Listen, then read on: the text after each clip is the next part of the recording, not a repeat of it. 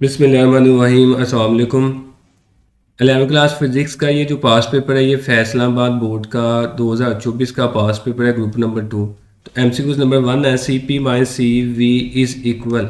तो ये आर के इक्वल होता है और आर को हम universal gas constant, molar gas constant भी कहते हैं। तो ऑप्शन बी इसका करेक्ट ऑप्शन होगा। एमसीक्यूज नंबर 2 है which remains constant in an adiabatic process. इनमें से कौन सी क्वांटिटी जो है ना वो कांस्टेंट रहेगी एडियाबैटिक प्रोसेस में। तो एडियाबैटिक प्रोसेस में चूंकि हीट जो है ना वो ना एंटर होती है ना लीव करती है, हीट इसमें जो है ना वो कांस्टेंट रहेगी। अगर हीट इसमें कांस्टेंट रहेगी तो इंट्रोपी जो है ना वो हीट पे डिपेंड करती है, तो इंट्रोपी भी इसमें जो है ना वो कांस्टेंट रहेगी। तो ऑप्शन बी इसका करेक्ट ऑप्शन होगा। एमसीक्यूज नंबर 3 है least distance of distinct vision for normal eye is. जो कम से कम फासला होता है किसी भी नॉर्मल बंदे का देखने का वो 25 सेंटीमीटर होता है। तो ऑप्शन सी इसका करेक्ट ऑप्शन होगा। एमसीक्यूज नंबर 4 है fringe spacing increases if we use. Fringe spacing जो है ना वो कैसे हम बढ़ा सकते हैं, कौन सी लाइट यूज करके। तो formula del Y equal lambda L over D. Fringe spacing का वेवलेंथ के साथ डायरेक्ट रिलेशन है। तो अगर हम वो लाइट यूज़ करें जिसकी वेवलेंथ ज़्यादा होगी तो उसकी फिन स्पेसिंग भी ज़्यादा होगी। तो इन सब में से रेड की वेवलेंथ सबसे ज़्यादा होती है, इसलिए ऑप्शन बी इसका करेक्ट ऑप्शन होगा। एमसीक्यूज नंबर 5 है with increase of temperature sound speed. अगर हम टेम्परेचर को बढ़ा देते हैं तो साउंड की जो स्पीड है इस पर क्या इफेक्ट होगा ये आपने बताना है। और स्पीड ऑफ साउंड का टेम्परेचर के साथ जो ना वो डायरेक्ट रिलेशन है 3kT/m का स्क्वायर रूट। तो अगर टेम्परेचर इंक्रीज करेगा तो स्पीड ऑफ साउंड भी इंक्रीज करेगी। तो ऑप्शन बी इसका जो है ना वो करेक्ट ऑप्शन होगा। एमसीक्यूज नंबर 6 है half wavelength corresponds to. Half wavelength जो है ना ये रिप्रेजेंट करती है 180 के एंगल को, यानी कि आउट ऑफ फेज को। तो ऑप्शन सी इसका करेक्ट ऑप्शन होगा। एमसीक्यूज नंबर 7 है the wave form of simple harmonic motion is. Simple harmonic motion की जो वेव फॉर्म है वो कुछ इस तरह की होती है, इसको हम साइन वेव कहते हैं। तो ऑप्शन बी इसका करेक्ट ऑप्शन होगा। एमसीक्यूज नंबर 8 है SI unit of viscosity are. Viscosity का एसआई यूनिट क्या होगा। तो ये आप यहाँ से ड्राइव कर सकते हैं 6 पाई ईटा आर वी से। ईटा जो है ना ये विस्कोसिटी अगर आपने ये निकालनी है तो ये बाकी सारी क्वांटिटी उधर जाके डिवाइड कर लेंगे 6 पाई आर वी। फोर्स का जो बेस यूनिट है वो होता है किलोग्राम मीटर पर सेकंड स्क्वायर ओवर 6 पाई कांस्टेंट है, इसका कोई यूनिट नहीं। और रेडियस का यूनिट मीटर आएगा, वेलोसिटी का मीटर पर सेकंड। तो ये 1 मीटर इसके साथ कैंसिल हो जाएगा, 1 सेकंड भी कैंसिल हो जाएगा, तो ये आ जाएगा किलोग्राम।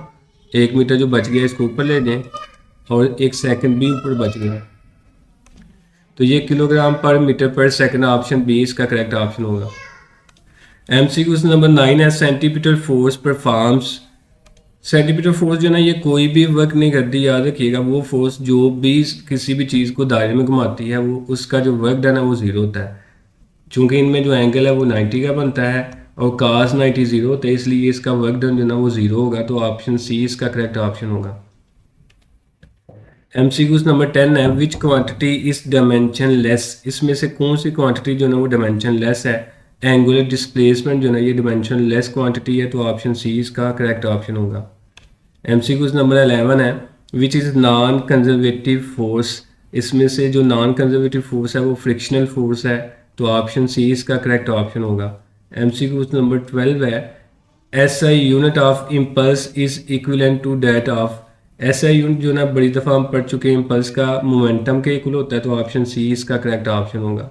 एमसीक्यूज नंबर 13 है विच फार्मूला इज ट्रू। इनमें से कौन सा फार्मूला जो ना वो करेक्ट है। Second law F equal M में अगर हम यहाँ से ए की वैल्यू निकाल लें तो एम उधर जाके डिवाइड कर लेगा, तो ए को आ जाएगा एफ ओवर एम के। तो ऑप्शन सी इसका करेक्ट ऑप्शन होगा।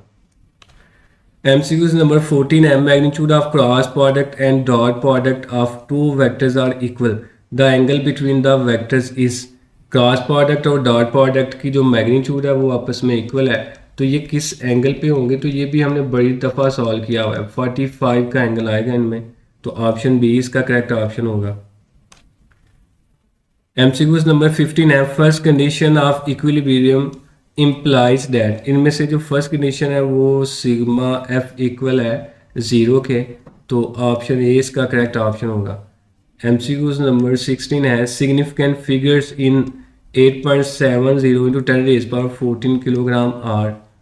तो इसमें जो 10 रेज पावर वाले फिगर्स होते हैं ये सिग्निफिकेंट नहीं। इसके अलावा ये जो ज़ीरो ना ये डेसिमल के बाद आ रहा है तो ये भी सिग्निफिकेंट होगा, तो ये टोटल 3 सिग्निफिकेंट फिगर इसमें आएंगे। तो ऑप्शन सी इसका करेक्ट ऑप्शन होगा। MCQ नंबर 17 है, a light year is the distance light travels in one year, how many meters are there in one light year. Meters mean आपने distance जो है ना वो फाइंड करना है एक लाइट ईयर में। तो डिस्टेंस का फार्मूला हम पढ़ लेते हैं, इक्वल है VT। तो एस ऐसे ही V की जगह स्पीड ऑफ लाइट को हम C से रिप्रेजेंट करते हैं, वो ऐसे आ जाएगी।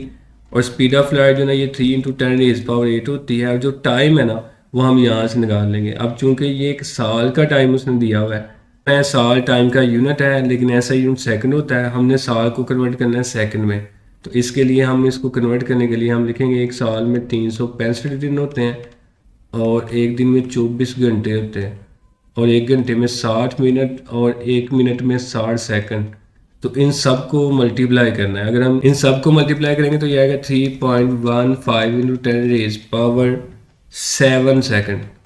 तो ये जो वैल्यू है ये हम यहाँ पे पुट कर लेंगे टी की जगह, तो ये आ जाएगा 3.15 × 10⁻7।